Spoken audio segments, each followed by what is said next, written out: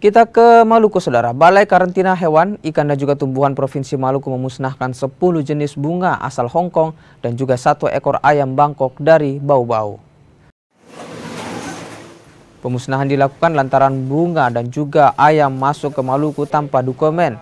Dari daerah asal, proses pemusnahan dilakukan dengan cara dibakar. Pemusnahan dilakukan untuk mencegah masuknya hama dan juga penyakit. Bunga dan juga ayam tersebut disita di Bandara Patimura dan juga Pelabuhan Yosudarso, Kota Ambon. Tersebut merupakan kegiatan tindakan karantina di mana kedua media pembawa tersebut belum atau tidak dilengkapi oleh dokumen karantina, sehingga memiliki potensi penyebaran hama penyakit hewan karantina dan organisme pengganggu lingkungan karantina.